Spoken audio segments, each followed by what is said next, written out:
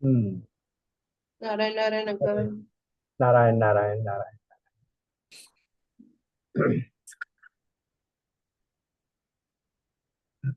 प्रारंभ करते हैं।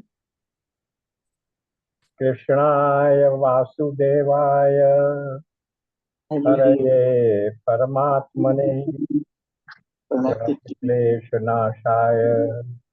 गोविंदाय नमो नमः।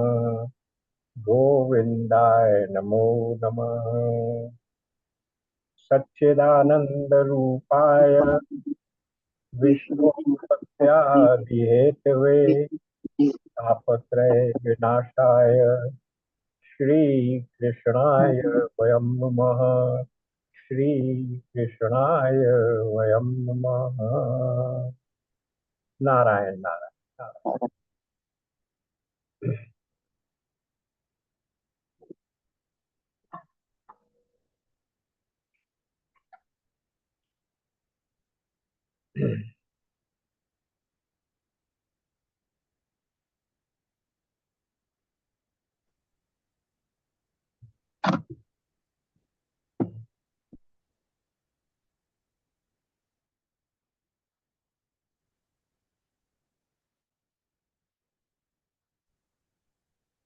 श्रीमद् भागवत के दशम स्कंद के अध्याय 46 का, जिसमें उद्धव के ब्रज जाने का प्रकरण चल रहा है, उद्धव ब्रज गमन, उस पर हम लोग विचार कर रहे हैं, उसका श्रवण कर रहे हैं। और श्लोक नंबर 29 तक पिछले सत्र में हम लोगों ने देख लिया था। एट पेज 834 जो हमारा शुक सागर है, भागवत सुधा सागर, उसका page 834 right hand column bottom para. अब यहाँ देखेंगे उद्धव जी ने कहा।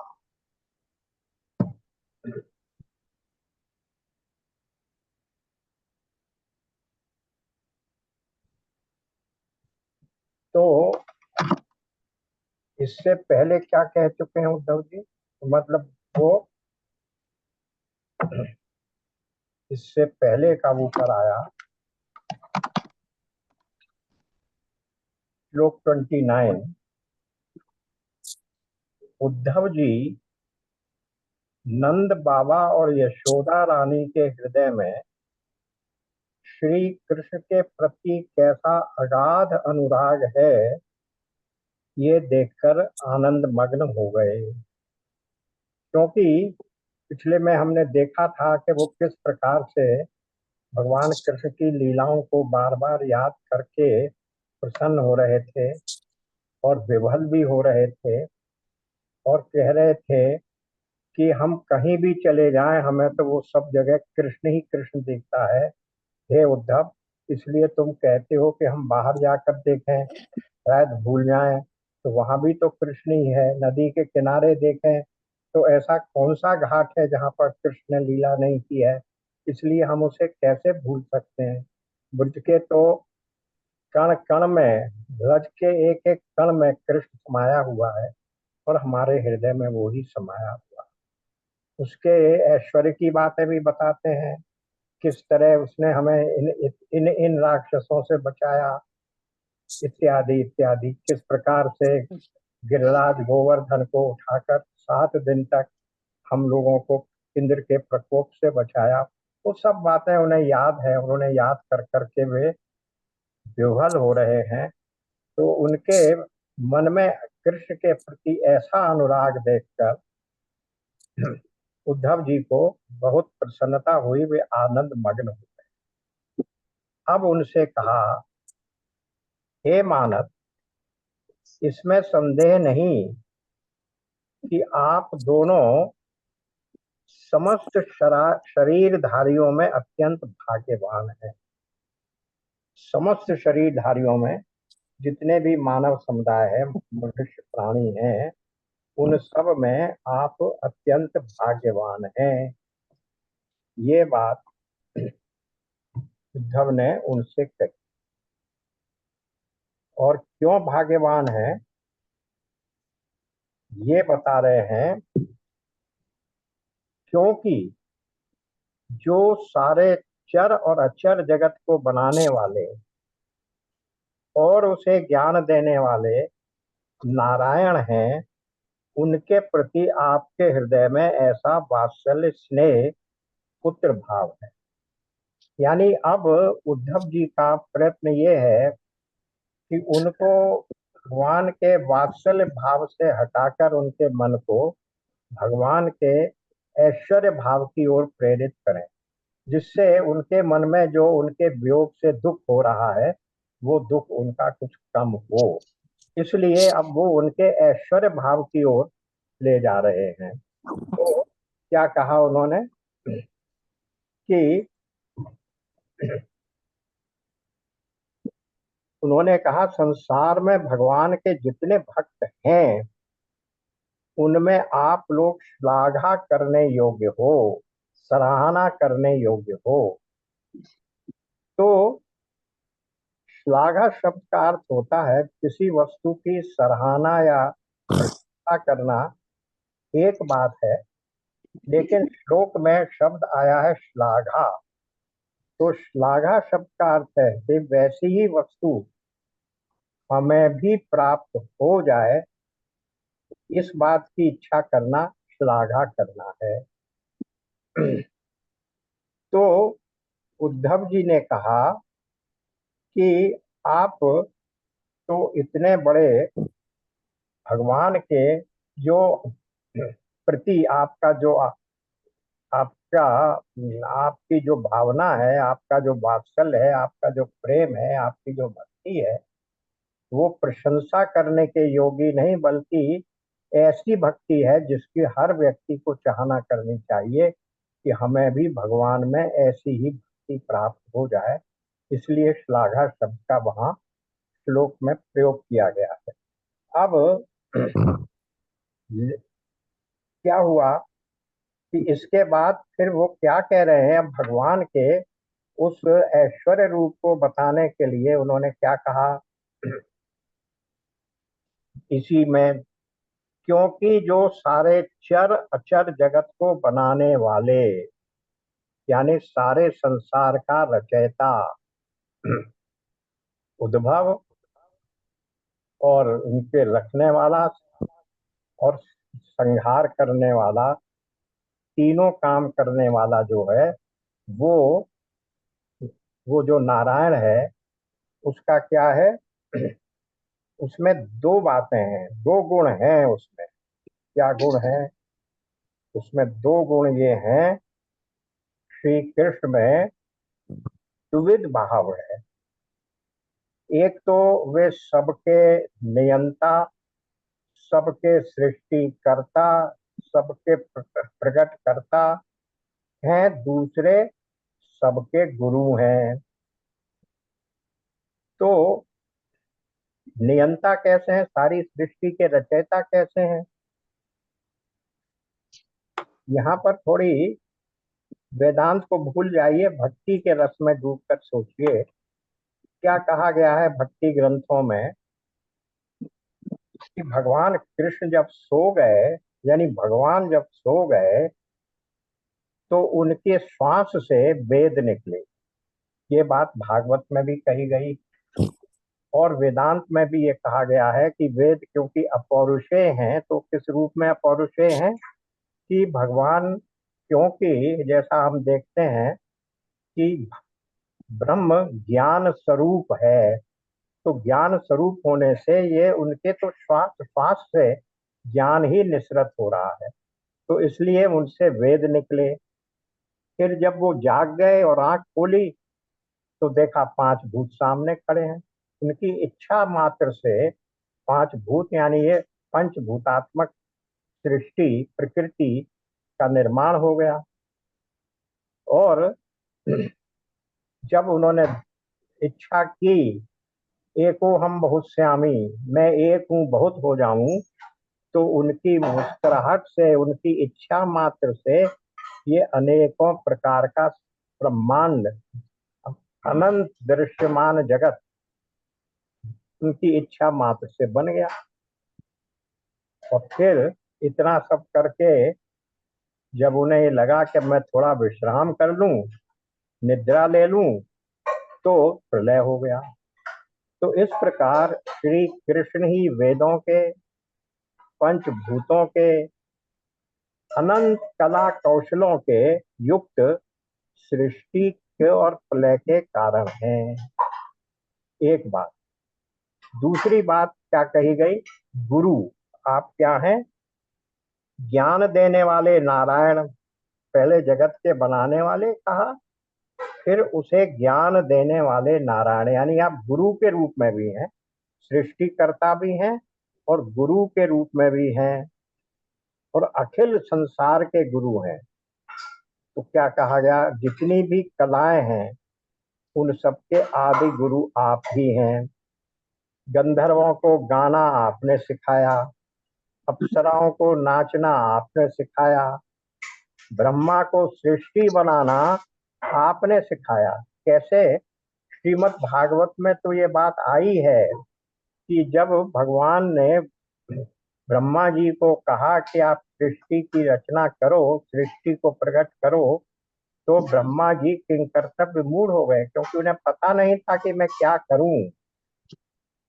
तब जब वो भगवान की ध्यान करने लगे, तब उनको आकाशवाणी हुई कि तप तप करो। तपस्या करने के बाद भगवान प्रसन्न होकर आए और उन्होंने ब्रह्मा जी को वो ज्ञान दिया, जिस ज्ञान से ब्रह्मा जी ने ये सृष्टि की। और ब्रह्मा जी उसी ज्ञान के आधार पर सभी भूत प्राणियों के कर्मों के अनुसार उनका फल देते हैं। तो ये ज्ञान ब्रह्मा जी को भी ज्ञान भगवान ने ही दिया है। और इसी प्रकार रुद्र को, शिव को क्या किया? संहार करना भी उन्हीं को सिखाया। तो इस प्रकार भगवान सारे चराचर जगत के स्वामी भी हैं, नियंता भी हैं और अखिल जगत के आदि गुरु भी हैं। इन दोनों दृष्टियों से ही वे भगवान भजनीय हैं। ये बात कहकर उद्धव नंद बाबा और यशोदा के मन में उन कृष्ण की, जिनको वो कभी वात्सल्य से ऊपर उठकर देखना ही नहीं सकते हैं, उनके मन में उनके ऐश्वर्य के प्रति भाव भर रहे हैं। अब इसके बाद आगे का श्लोक देखते हैं। आगे के श्लोक में कहा क्या? बलराम और श्री कृष्ण पुराण पुरुष हैं, यानी वो सनातन है। पुराण पुरुष का अर्थ है जो सदा से था, आज भी है, सदा रहेगा। पुराण पुरुष सनातन है। वे सारे संसार के उपादान कारण और निमित्त कारण भी है। यहाँ दोनों को कहा जा रहा है, बलराम और श्री कृष्ण। उन दोनों को क्यों कारण और निमित्त कारण और उपादान कारण कहा जा रहा है, वो नीचे ही एक्सप्लेन किया है। पहले ये देखिए कि निमित्त कारण क्या होता है। निमित्त कारण वो होता है, सॉरी, उपादान कारण वो होता है जिससे कोई वस्तु बनाई जा सकती है। जैसे आभूषण का उपादान कारण क्या है? स्वर्ण है, सोना है। और उसको जो बनाता है वो होता है निमित्त कारण। बनाने वाला जो सुनार है वो होता है निमित्त कारण। और जो इन दोनों चीजों से जो बना वो आभूषण, वो उन दोनों का कार्य होता है। तो ये भौतिक जगत में तो उपादान कारण अलग है और निमित्त कारण अलग है। लेकिन पारमार्थिक जगत में भगवान ही सोना बना हुआ है, भगवान ही सुनार बना हुआ है और भगवान ही आभूषण बना हुआ है। इसलिए उसको अभिन्न निमित्त उपादान कारण कहते हैं। यानी उपादान कारण भी वही है, निमित्त कारण भी वही है और कार्य भी वही है। कारण का जो कार्य आया, जो मटेरियल प्रोड्यूस हुआ, वो भी वही है। लेकिन यहाँ एक बात और कह दी गई, बलराम और श्री कृष्ण दोनों को ही ये कहा गया, वे सारे संसार के उपादान और निमित्त कारण हैं। क्यों कहा, ये नीचे की पंक्ति में देखिए, ये ही दोनों समस्त शरीरों में प्रविष्ट होकर उन्हें जीवन दान देते हैं और उनमें उनसे अत्यंत विलक्षण जो ज्ञान स्वरूप जीव है उसका नियमन करते हैं। तो ये बात कहाँ से आ गई, इसको जरा सा देखिए। एक को कहा प्रकृति है, श्री कृष्ण पुरुष है और बलराम जी प्रधान यानी प्रकृति है। अब अगर हम इसको फिर वहीं वापस जाते हैं अपने वेदांत में, तो क्या आया, जब सृष्टि की प्रक्रिया की बात करते हैं, सृष्टि क्रम की, तो सबसे ऊपर ब्रह्म या भगवान, यहाँ भगवान मान लीजिए, और उसके नीचे प्रधान या व्यक्त या मूल प्रकृति। तो वही बात ये कह रहे हैं कि भगवान क्या है, वो पुरुष है, और ये जो प्रधान है जिसको अव्यक्त कहा या मूल प्रकृति कहा, वो मूल प्रकृति बलराम है। तो यही दोनों समस्त शरीरों में प्रविष्ट होकर उनको जीवन दान देते हैं। प्रकृति और पुरुष के संयोग से ही ये सृष्टि की रचना होती है। और ये बात गीता में कहाँ पर आई, निकालिए 14.3।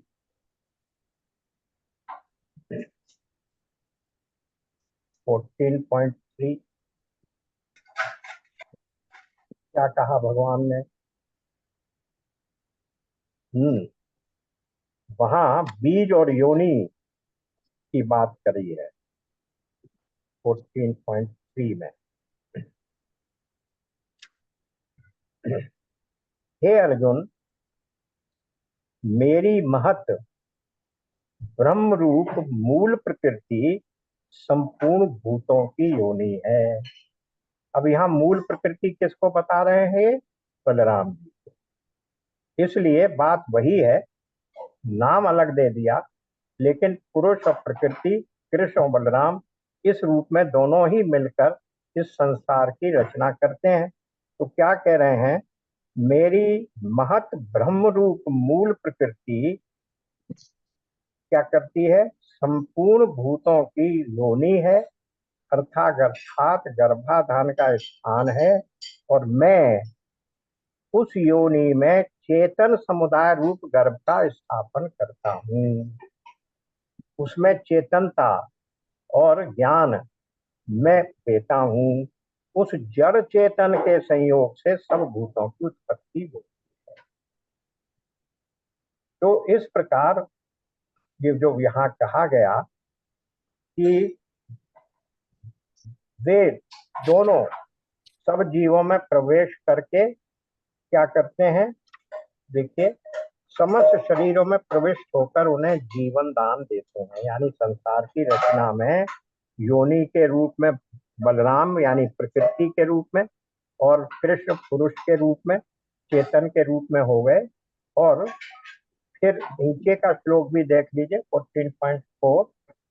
हे अर्जुन, नाना प्रकार की सब योनियों में जितनी मूर्तियां अर्थात शरीरधारी प्राणी उत्पन्न होते हैं, प्रकृति तो उन सब की गर्भ धारण करने वाली माता है, और मैं बीज को स्थापन करने वाला पिता।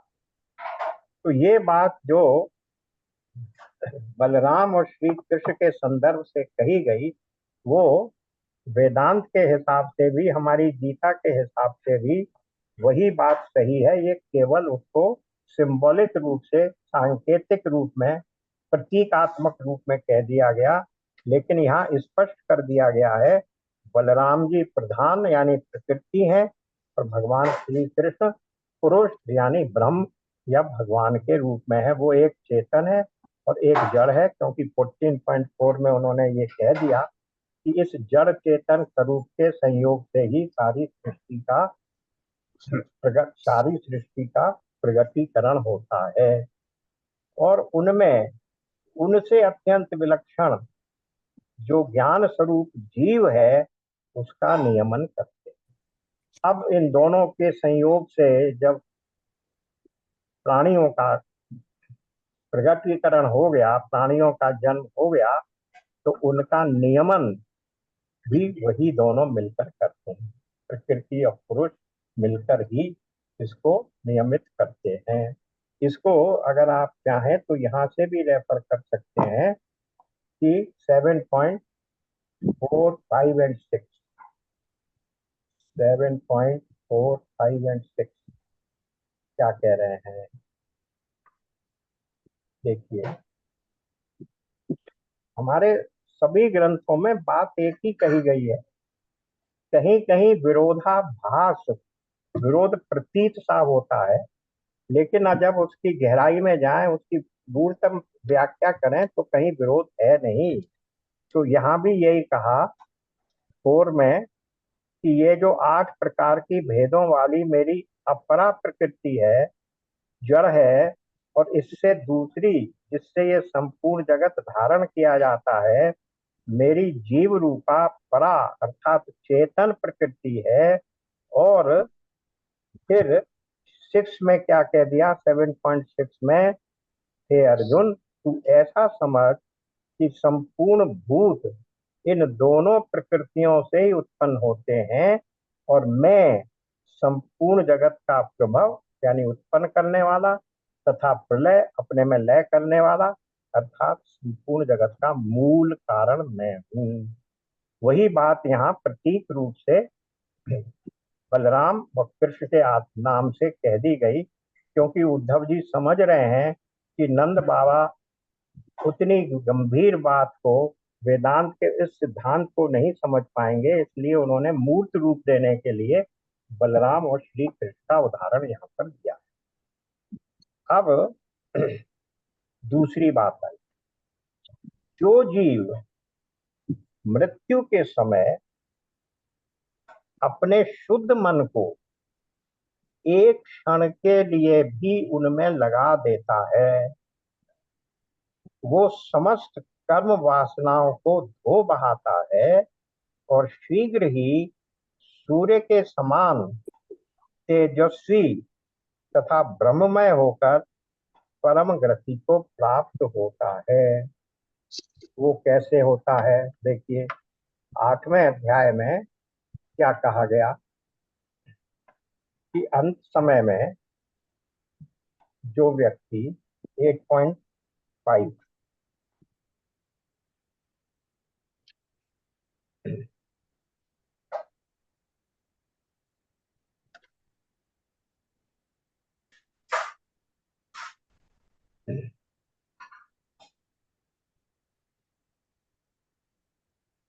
हे कुंती पुत्र,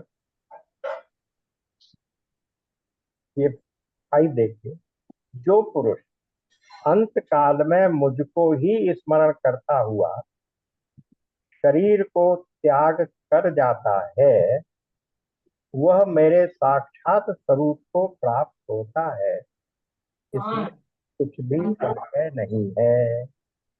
फिर कहा, हे कुंती पुत्र अर्जुन, ये मनुष्य अंत काल में जिस जिस भी भाव को स्मरण करता हुआ शरीर का त्याग करता है, उसको ही प्राप्त होता है। इसलिए 8.5 में तो कर दिया कि अगर मेरा स्मरण करता हुआ करेगा तो मुझे मुझे ही प्राप्त होगा।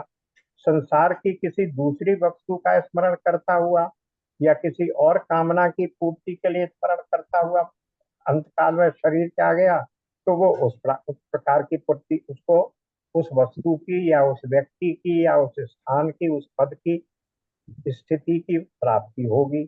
तो ये 8.5 और 8.6 में जो बात कही गई है, उसी बात को यहाँ पर उद्धव जी ने फिर से यहाँ पर नंद बाबा को समझा रहे हैं कि आप तो क्योंकि हर समय कौन कौन बोल रहे हैं भैया,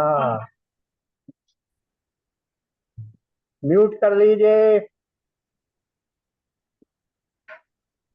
हम्म। तो वो इन्हें समझा रहे हैं कि उनका ध्यान करने मात्र से भगवान को वो व्यक्ति प्राप्त हो जाता है।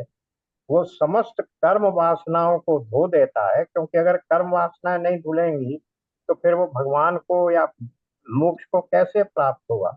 इसलिए उनका ध्यान करने मात्र से सारे कर्म भस्मसात हो जाते हैं और वो शीघ्र ही सूर्य के समान तेजस्वी तथा ब्रह्ममय होकर, यानी सब प्रकार के विकारों से शुद्ध होकर, मन का मल और विक्षेप दोनों से शुद्ध होकर वो फिर क्या करता है, परम गति को प्राप्त होता है। तो परम गति को यानी मोक्ष को प्राप्त होता है, जैसा गीता में भी कहा है। अब माता, वे भगवान ही, अब नेक्स्ट पर आ गए, जो सबके आत्मा और परम कारण हैं, भक्तों की अभिलाषा पूर्ण करने और पृथ्वी का भार उतारने के लिए मनुष्य का सा शरीर ग्रहण करके प्रकट हुए हैं। ऊपर बता दिया कि भगवान का क्या रूप है, कि वही भगवान ही इस प्रकृति और पुरुष के रूप में बलराम और कृष्ण प्रकट हुए हैं। और वो कौन है, ऐसे हैं कि सबके आत्मा और परम कारण हैं, भक्तों की अभिलाषा पूर्ण करने और पृथ्वी का भार उतारने के लिए मनुष्य का सा शरीर ग्रहण करके प्रकट हुए हैं। यदा यदा ही धर्मस्य ग्लानिर्भवति भारत तदात्मानं सृजाम्यहम् अभ्युत्थानम अधर्मस्य तदात्मानं सृजाम्यहम्। तो जब जब धर्म की ग्लानि होती है, अधर्म का उत्थान होता है, तब मैं धर्म की धर्म संस्थापनार्थाय संभवामि युगे युगे। धर्म की स्थापना के लिए मैं बार बार युग युग में जन्म लेता हूँ, अपने आप को प्रकट करता हूँ। तो इसलिए मनुष्य का सा शरीर ग्रहण करके प्रकट हुए हैं। अब यहाँ एक जो सेंटेंस आ रहा है उस पर ध्यान दीजिए। उनके प्रति आप दोनों का ऐसा सुदृढ़ वात्सल्य भाव है। अब वो भगवान के प्रति उस सारे संसार के चराचर के नियंता जो भगवान हैं, जो पृथ्वी का भार उतारने के लिए और भक्तों की अभिलाषा पूर्ण करने के लिए मनुष्य का सा शरीर लेकर उत्पन्न हुए हैं, वही आपके पुत्र हैं, ये कहना चाहते। उनको धीरे धीरे वात्सल्य भाव से भगवान के उस निर्गुण निराकार रूप की ओर ले जाना चाह रहे हैं, कि जो भगवान सबका नियंता है, सबके हृदय में बैठा है, उस वही आपके पुत्र हैं। और इसलिए क्या कह दिया उनसे, ये डायरेक्ट लिंक कहा, उनके प्रति आप दोनों का ऐसा सुदृढ़ वात्सल्य भाव है। यानी आप तो उनके प्रति इस प्रकार से उनको अपना वात्सल्य भाव बना रखा है कि उनके प्रति आपका बहुत सुदृढ़ वात्सल्य भाव है। फिर महात्माओं, आप दोनों के लिए अब कौन सा शुभ कर्म करना शेष रहेगा। यानी आप तो अवश्य ही, निश्चय ही मोक्ष को प्राप्त करेंगे। आपके लिए किसी भी प्रकार के कुछ और प्रयत्न को करने की आवश्यकता ही नहीं है। जिसके सामने भगवान बालक के रूप में जिसके साथ खेल रहा है, उसको अब और किसी प्रकार की कर्म कांड करने की क्या आवश्यकता है। इसलिए आप तो कोई शुभ कर्म करने की, दूसरा कर्म करने की आपको आवश्यकता ही नहीं है। आप तो वैसे ही मोक्ष को प्राप्त हो जाएंगे, क्योंकि भगवान को इच्छा करने मात्र से मोक्ष की प्राप्ति हो जाती है। और भगवान तो आपके साथ खेल रहा है, आपके घर में खेल रहा है, आपके आंगन में खेल रहा है।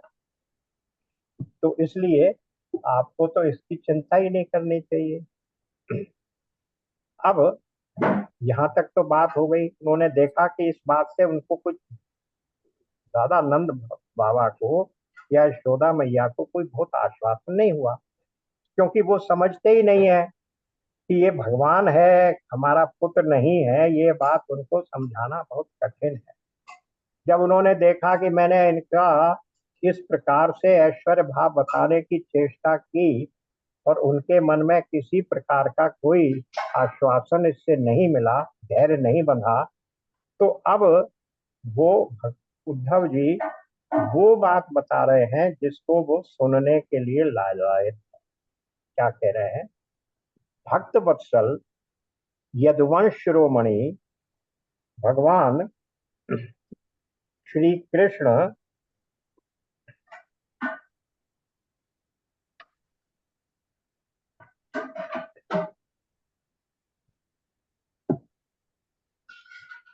थोड़े ही दिनों में ब्रिज में आएंगे और आप दोनों को, यानी अपने माँ बाप को आनंदित करेंगे। इसलिए अब उन्होंने ये कह दिया कि थोड़े ही दिनों में आएंगे। क्यों कहा?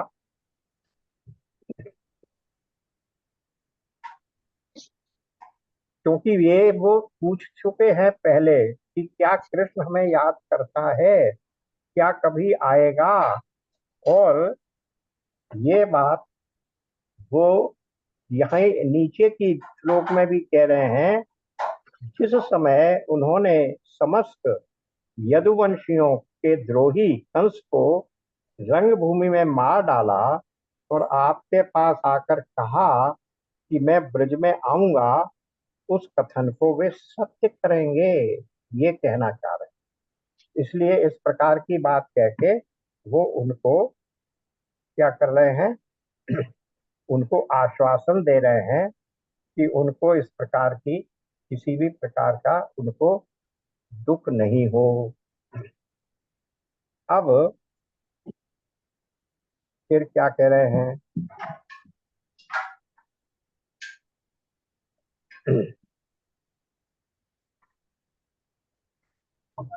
वे शीघ्र ही आएंगे। अब नंद बाबा कहते हैं कि भाई देखो, तुमने ये तो कहा कि क्योंकि उसने ऐसा कहा है इसलिए वो अपने वचन का पालन करेगा, उस कथन को वो सत्य करेंगे। लेकिन हमें विश्वास नहीं होता, क्योंकि वो हमारे सामने तो कई कई बार झूठ बोल चुका है। माँ ने पूछा मिट्टी खाई, उसने मना कर दिया, जबकि वास्तव में मिट्टी खाई थी। माँ ने पूछा ब्रजवा ब्रजवासियों के घरों में जाकर गोपिकाओं के घर में तुमने माखन चोरी की, उसने मना कर दिया। तो हम ये कैसे विश्वास कर लें कि वो अपनी इस बात पर दृढ़ रहेगा? तो उसके उत्तर में अब ये क्या कह रहे हैं उद्धव जी, नीचे पढ़िए। नंद बाबा और माता यशोदा जी, आप दोनों परम भाग्यशाली हैं। खेद न करें, दुखी मत होइए। आप श्री कृष्ण को अपने पास ही देखेंगे कि भाई जब आएंगे तो किस रूप में आएंगे, कि आपके पास आएंगे, आपके बेटे के रूप में बैठेंगे, आपसे बातचीत करेंगे, आपका बनाया हुआ माखन खाएंगे। तो इस प्रकार से उद्धव जी ने ये कहा कि वे आपके पास ही आएंगे। इसलिए इस प्रकार से, और किस प्रकार से आएंगे? कि आपके साथ बैठकर, आपके साथ बैठकर भोजन करेंगे। आपको उसी प्रकार से बहुत समय नहीं बीतेगा और श्री कृष्ण में आएंगे और आपके साथ, आप खेद न करें, हमको आप अपने पास ही देखें। लेकिन यहाँ भी फिर उन्होंने एक ऐश्वर्य भाव इसके अंदर समाहित कर दिया। जैसे काष्ठ में अग्नि सदा ही व्यापक रूप से रहती है, वैसे ही वे समस्त प्राणियों के हृदय में सर्वदा विराजमान रहते हैं। यानी आप ये मत भूलिए कि वे आपके हृदय में भी सदा ही विराजमान हैं। जैसे काष्ठ में अग्नि सदा ही व्याप्त रहती है, वैसे ही वो, क्योंकि वो क्या है, चर और अचर के प्रकट करने वाले हैं, आदि नियंता भी हैं, प्रकट और उद्भव करता भी हैं, और नियंता भी हैं और गुरु भी हैं। तो वो आपके हृदय में ही निवास करते हैं, इसलिए आप खेद न करें। समस्त प्राणियों के हृदय में सर्वदा विराजमान रहते हैं, इसलिए आप उनका चिंतन मन में भी ये करें कि वो हमारे पास सदा ही है। ये कह के अपनी उस बात को कि वे आएंगे और आपके पास रहेंगे, अपने कथन को सत्य करेंगे, उस बात को थोड़ा सा उन्होंने क्या किया कि बात बिल्कुल झूठी न पड़ जाए, तो इसलिए इस प्रकार से उसको घुमा दिया कि वे तो सदा ही हर एक व्यक्ति के हृदय में है, तो वे आप दोनों के हृदय में तो विराजमान है ही, इसलिए आप खेद न करें, आप बड़े भाग्यशाली हैं। अब अब आगे देखिए। अब यहाँ पर पूरा वेदांत शुरू कर दिया उन्होंने। फिर क्यों कर दिया?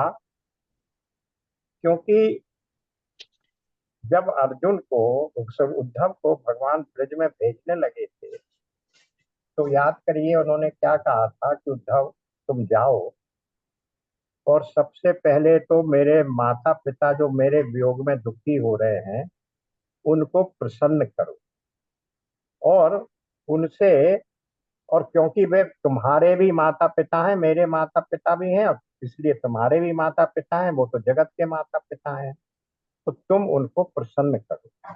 तो उनको प्रसन्न करने के लिए ही ये ऊपर उन्होंने दो श्लोक कह दिए कि वे आएंगे और अवश्य मिलेंगे और अपनी बात को बिल्कुल सत्य करेंगे। लेकिन अब उन्हें ये शंका भी हुई कि कदाचित कृष्ण न आए, क्योंकि उन्होंने पूछा कब आएंगे, तो उसके जवाब में तो उन्होंने कह दिया अधीरगेण, ज्यादा देर नहीं करेंगे, थोड़े दिनों में ही आ जाएंगे। अब ये थोड़े दिन की तो कोई परिभाषा नहीं हो सकती, इसलिए उन्होंने तो ऐसा शब्द कह दिया कि हाँ आएंगे और थोड़े थोड़े थोड़े दिन में आएंगे। अब आज का दिन हो गया पूरा, तो कल का दूसरा दिन फिर थोड़ा दिन हो गया। फिर भी उसको और स्पष्ट करने के लिए घुमाव दे दिया कि वो तो सबके हृदय में रहने वाले हैं, इसलिए आप उनको अपने हृदयस्थ मानकर उनको सदा ही अपने नजदीक समझिए, अपने हृदय में ही स्थित समझिए, ये और कह दिया, क्योंकि वे समस्त प्राणियों के हृदय में सर्वदा विराजमान रहते हैं।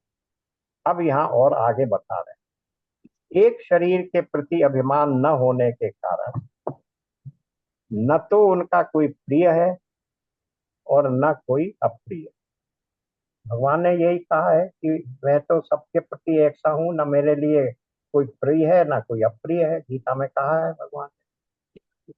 वे सब में है और सबके प्रति समान है, सब में भी सर्व रूप से है और सबके प्रति समान है, इसलिए उनकी दृष्टि में न तो कोई उत्तम है और न कोई अधम, ऊंच नीच का, अच्छे बुरे का कोई भाव उनकी दृष्टि में नहीं है। यहाँ तक कि विषमता का भाव रखने वाला भी उनके लिए विषम नहीं है। जो विषमता का भाव रखता है कि ये ऊंचा है, ये नीचा है, ये शूद्र है, ये ब्राह्मण है, इस तरह की कोई बात करता है, तो उनके लिए ऐसा कुछ नहीं है। तो वो अब कह रहे हैं कि वो तो सबके वो हैं। अब इस इसलिए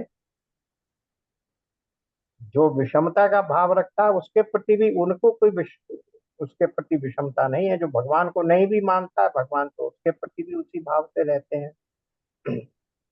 न तो उनकी कोई माता है और न पिता, क्योंकि शरीरधारी तो है नहीं। न पत्नी है और न पुत्र, न अपना है और न पराया, न देह है और न ही जन्म है। इस लोक में उनका कोई कर्म नहीं है, फिर भी वे साधुओं के परित्राण के लिए, लीला करने के लिए देवादि सात्विक कौन कौन से अवतार लेते हैं? देवों के रूप में सात्विक अवतार, मत्स्य मत्स्य इत्यादि, मछली है, वराह है, इस प्रकार के कच्छप है, इस प्रकार के तामस अवतार एवं मनुष्य आदि मिश्र योनियों में शरीर धारण करते हैं। और किस लिए करते हैं? साधुओं के परित्राण के लिए। परित्राणाय साधूनाम विनाशाय च दुष्कृताम धर्म संस्थापनार्थाय संभवामि युगे युगे। और ऐसा करके लीला करते हैं भगवान। उनमें प्राकृत सत्व रज आदि में एक भी गुण नहीं, और वो गुणातीत है, प्रकृति के तीनों गुणों से ऊपर उठे हुए हैं, क्योंकि वे चिन्मय है। भगवान अजन्मा है, उनमें प्राकृत सत्व रज आदि में से एक भी गुण नहीं है। इस प्रकार इन गुणों से अतीत होने पर भी लीला के लिए खेल खेल में वे सत्व रज और तम इन तीनों गुणों को स्वीकार कर लेते हैं। अगर इनको स्वीकार नहीं करेंगे तो मनुष्य रूप की लीला हो नहीं सकती। यही तो देखिए, रामचरितमानस को हमने पढ़ा है कि सती जी का भ्रम क्या था। यही तो था कि अगर ये ब्रह्म के रूप में यहाँ अवतार लेकर आए हैं, तो ये तो साधारण मनुष्यों से भी अधिक विक्षिप्त का आचरण कर रहे हैं।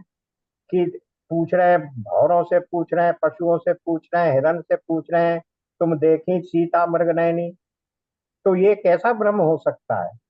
लेकिन अगर वो ऐसा व्यवहार, और फिर उसके बाद भरद्वाज जी ने भी याज्ञवल्क्य से पूछा कि उनमें तो रोष भी है, उन्होंने रोष करके रावण को युद्ध भूमि में मारा। यहाँ पर वो पत्नी के प्रति उनका इतना राग भी है, तो द्वेष राग द्वेष सबसे उनमें है, तो कैसा ब्रह्म है? यही बात ये हम इसको यहाँ स्पष्ट कर रहे हैं कि उनमें प्राकृत सत्व रज आदि में से एक भी गुण नहीं है। ना सत्वगुण है, ना रजोगुण है, ना तमोगुण है, इसलिए ना राग है ना द्वेष है। फिर और इन तीनों गुणों से अतीत होने पर भी लीला के लिए खेल खेल में वे सत्व रज और तम इन तीनों गुणों को स्वीकार कर लेते हैं, और उनके द्वारा जगत की रचना पालन और संहार कर। जगत की रचना रजोगुण का कार्य, पालन पोषण करना सत्वगुण का कार्य है, और संहार करना तमोगुण का कार्य है। इस प्रकार से इन तीनों गुणों को स्वीकार करके रचना पालन और संहार करते हैं। जब बच्चे घुमरी परीता खेलने लगते हैं, या मनुष्य वेग से चक्कर लगाने लगते हैं, तब उन्हें सारी पृथ्वी घूमती हुई जान पड़ती है। खुद घूम रहे हैं, लेकिन लगता है कि पृथ्वी घूम रही है। जब तेजी से आप नाचेंगे तो यही लगेगा कि पृथ्वी घूम रही है। वैसे ही वास्तव में सब कुछ करने वाला चित्त ही है, परंतु उस चित्त में मैं कर रहा हूं। फिर वहीं आ गए 3.27 पर कि प्रकृति के गुण गुणों में बरत रहे हैं। गुणा गुणेशु वर्तन्ति। और मूढ़ आत्मा क्या समझ रहा है? मैं करता हूं। तो परंतु उस चित्त में अहम बुद्धि हो जाने के कारण, मैं करता हूं ये भाव हो जाने के कारण, भ्रमवश उसे आत्मा यानी अपना मैं समझ लेने के कारण जीव अपने को कर्ता समझने लगता है। भगवान श्री कृष्ण केवल आप दोनों के ही पुत्र नहीं हैं, वे समस्त प्राणियों के आत्मा, पुत्र, माता, पिता और स्वामी भी हैं। क्यों? तमेव माता च पिता तमेव, तमेव तमेव बंधु सखा तमेव। तुम्हेव विद्या द्रविड़म त्वमेव त्वमेव सर्वम मम देव देव। किसी भी रूप में वो तो सबके हैं, किसी के पिता हैं, किसी के पुत्र हैं, किसी के सखा हैं, और किसी के लिए द्रव्य है। तो सभी रूपों में है। सभी प्राणियों के आत्मा, पुत्र, पिता, माता, स्वामी भी है। फिर कह रहे हैं बाबा, जो कुछ देखा या सुना जाता है वो चाहे भूत से संबंध रखता हो, वर्तमान से अथवा भविष्य से, स्थावर हो या जंगम हो, चलक चलित हो, चल हो या अचल हो, चर हो या अचर हो, महान हो अथवा अल्प हो, ऐसी कोई वस्तु ही नहीं है जो भगवान श्री कृष्ण से पृथक हो। यानी वो भगवान सब में व्याप्त है, ब्रह्म सब में व्याप्त है। ऐसा कोई भी स्थान नहीं है जहाँ आत्मा नहीं है, ब्रह्म यानी भगवान नहीं है। कृष्ण सब में व्याप्त है, ऐसा कोई स्थान नहीं है जहाँ वो नहीं हो। बाबा, श्री कृष्ण के अतिरिक्त ऐसी कोई वस्तु नहीं है जिसे वस्तु कहे, क्योंकि वास्तव में सब वे ही हैं, एक मेवा अद्वितीयम। उनके अतिरिक्त कोई दूसरी वस्तु, व्यक्ति या परिस्थिति है ही नहीं। वे ही परमात्म सत्य है। जो कुछ है वही है, बाकी तो सब मिथ्या है। ये पूरा वेदांत संक्षेप में उन्होंने बाबा को समझाने की चेष्टा कर रहे हैं। परीक्षित, भगवान श्री कृष्ण के सभा सखा उद्धव और नंद बाबा इसी प्रकार आपस में बात करते रहे और वो रात बीत गई। कुछ रात शेष रहने पर गोपियां उठी। दीपक जलाकर उन्होंने घर की दहली पर वास्तुदेव का पूजन किया, जिसको हम लोग कहते हैं रंगोली बनाते हैं। अपने घरों को झाड़ बुहार कर साफ किया और फिर दही मथने लगे। गोपियों की कलाइयों में कंगन शोभायमान हो रहे थे। रस्सी खींचते समय वे बहुत भली मालूम हो रही थी। उनके नितंब, स्तंभ, स्तन और गले के हार हिल रहे थे। कानों के कुंडल हिल हिलकर उनके कुमकुम मंडित कपोलों की लालिमा बढ़ा रहे थे।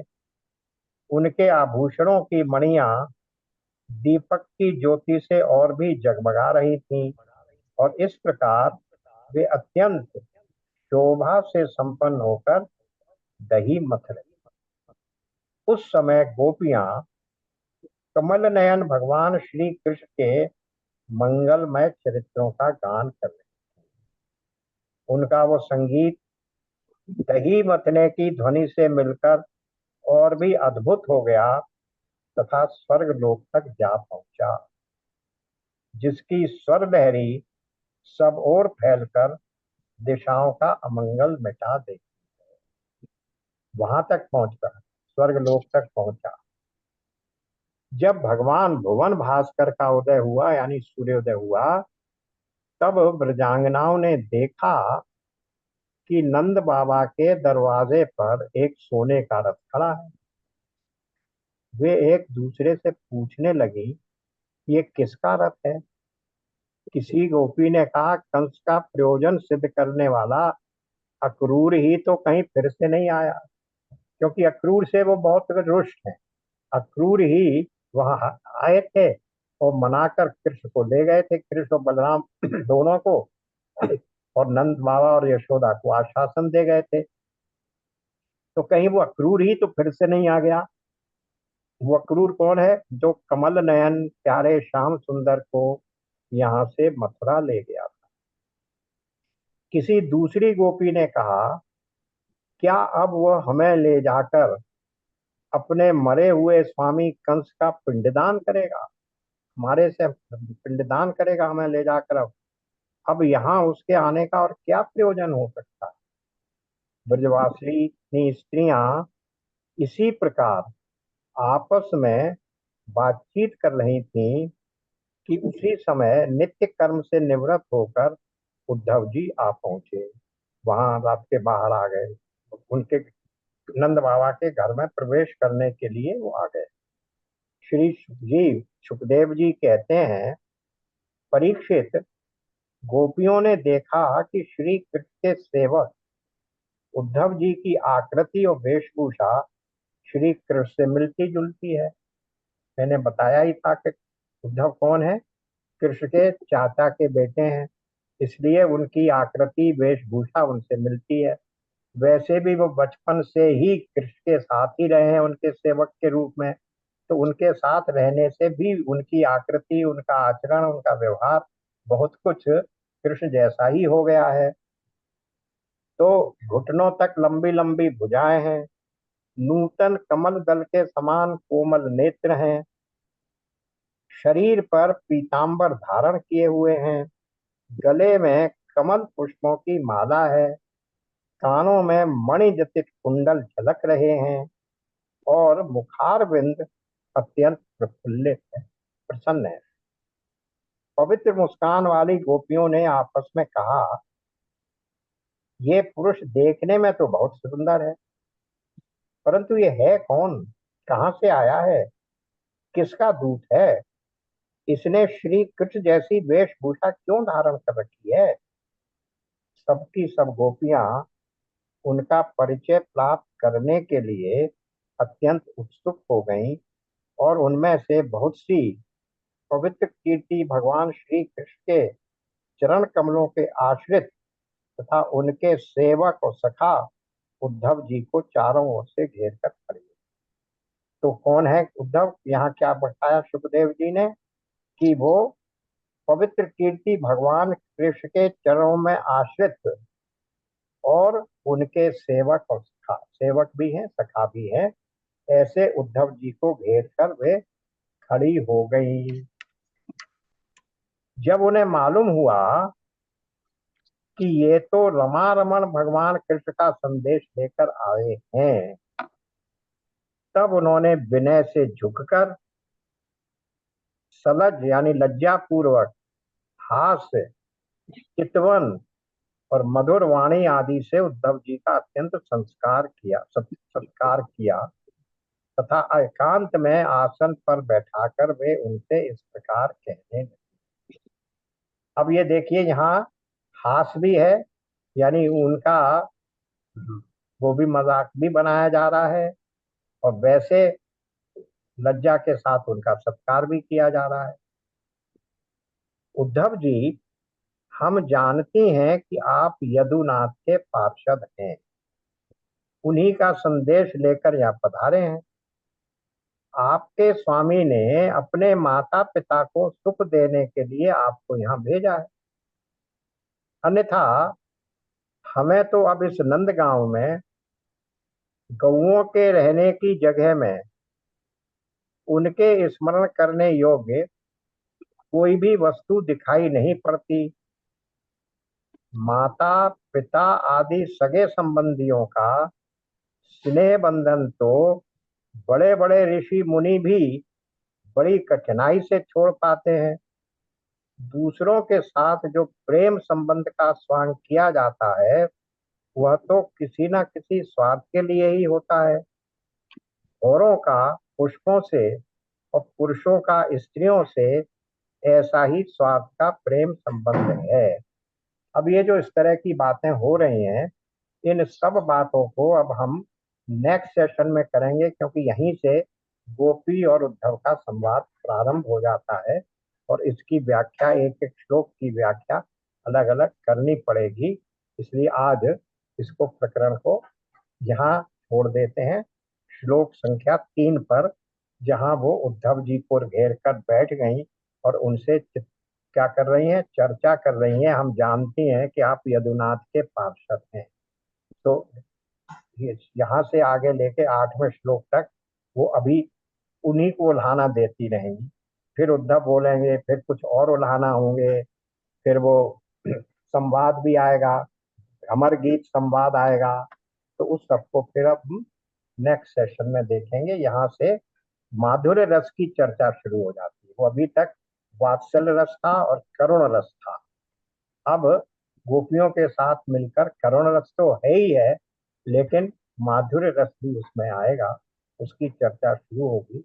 इसलिए अब हम इसको बाद में देखेंगे। आज यही प्रणाम देते हैं। ओम पूर्णमदः पूर्णमिदं पूर्णात् पूर्णमुदच्यते पूर्णस्य पूर्णमादाय पूर्णमेवावशिष्यते। ओम शांति शांति शांति। नारायण नारायण नारायण। नारायण हरे हरे हरे।